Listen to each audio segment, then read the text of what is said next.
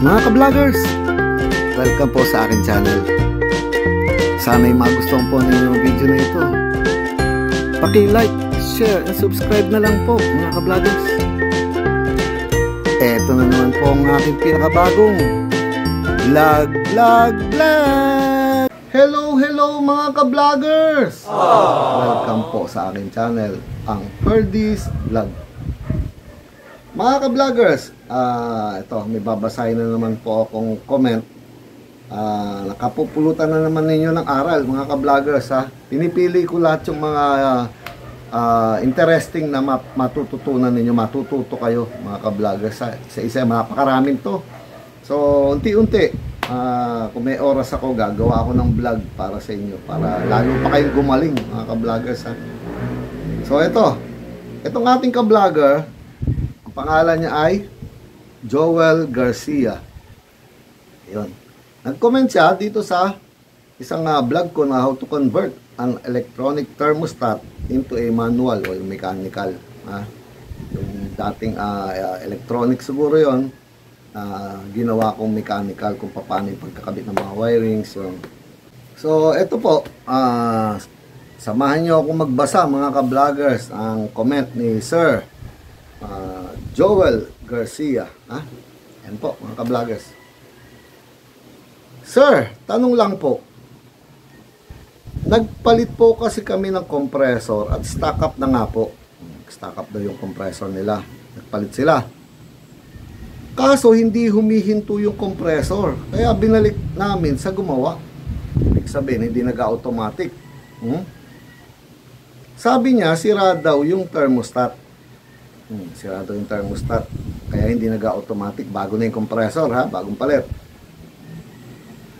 Pinalitan niya, pero sa dulo ng compressor niya nilagay sa part na lumalamig dun sa tubo, doon sa may compressor, mga ka-vloggers. Ikinabit yung thermostat doon daw sa may compressor, doon sa suction. Merong mainit, discharge. Yung suction doon naglagay ng thermostat, mga ka-vloggers. Kakaiba to. Pakinggan ninyo. Sa part na lumalamig doon sa tubo. Pansin ko lang, kapag first time na kabukas yung makina, madali naman na humihinto yung compressor. Nag-automatic ang compressor. Pag unang andar, malamig pa yung makina eh. Kaso lang, kapag nakabiyahe na kami at mainit na yung makina, mukhang hindi na bumibitaw yung compressor, tuloy-tuloy na. Siyempre, pati po, ang thermostat, mainit na rin eh. So, apektado siya rin. Hindi ka pwede maglagay. Ang init ng hangin na galing sa radiator doon, mainit yung makina. Hindi talaga pwede. Advisable kaya na doon ilagay yung thermostat, sir? Hindi po. Dapat sa loob, lagi. Doon sa loob.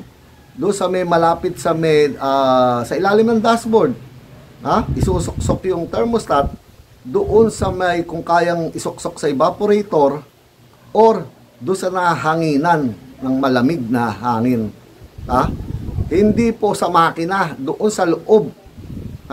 So ngayon, mga ka-vloggers, advisable kaya doon ilagay yung thermostat, sir? Siyempre hindi. Hindi kaya siya maapektuhan sa init ng makina. Naapektuhan po siya talaga, gaya ng sinabi ko. Yung sensor naman ng thermostat, inikot niya sa tubo ng compressor.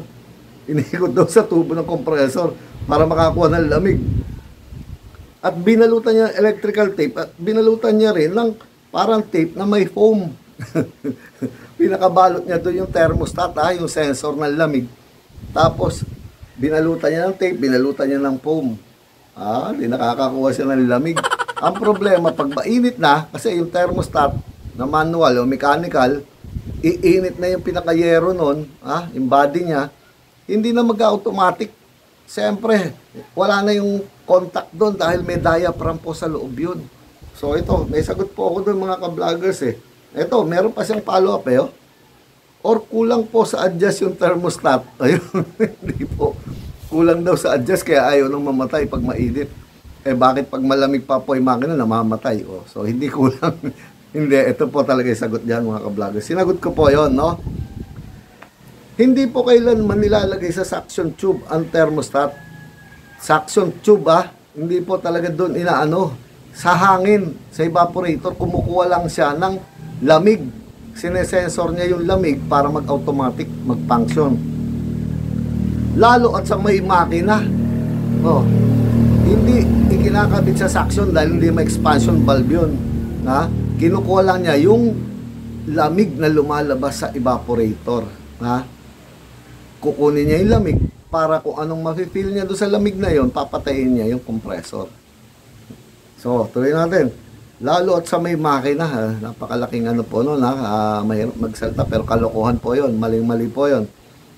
Mainit po dun masyado. Ang sensor o tube ng thermostat, dire-diretso lang hanggang sa diaphragm niya. Gaya nga na sinabi ko, mayroon siyang parang diaphragm na plastic doon sa loob, na may liquid yun, tinutulak-tulak lang po yun. Para bang tinutulak niya yung diaphragm para magkaroon ng pag-automatic pipitik po yung mga contact sa loob. So, naintindihan ninyo?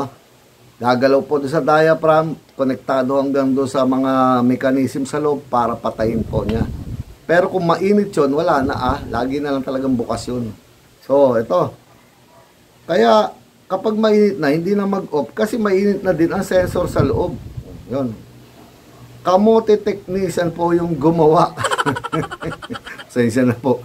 Kung merong kamote rider, meron ding kamote technician. Talagang marami po yan, mga ka-vloggers. Napakarami po yan. Ito ang isa na. Kung gumawa na ikinabit yung thermostat. Thermostat doon sa suction ng compressor. Sa may makina pa. Dapat sa evaporator po niya ipalagay ang thermostat. Sabi ko nga, doon sa nalalamigan. Kukunin niya yung lamig na lumalabas doon. Kahit sa nadadaanan lang ng hangin, hindi sa tubo ng suction. Huwag po sa tubo. Naintindihan ninyo mga ka-vloggers. Kahit sa evaporator nakasuksok yan, pero wag din doon sa tubo. Itatali nyo na naman doon. Ginawa nyo parang sensor na expansion valve. Yun lang hangin. O nakadikit siya doon sa evaporator, nakadikit sa mga pins. Okay po yun. Or kung hindi man, hindi nyo maipasok na doon dahil masikip, basta doon sa loob, sa nahanginan ng malamig. Mag-automatic po yun mga ka-vloggers. Pero wag na wag sa suction, titake ninyo, lalo na po doon sa may makina pa. Foul po yun. Kamote talaga yung gumawa. Mahirap masabihin pero mali po yun. At wag na wag nyo gagawin yun.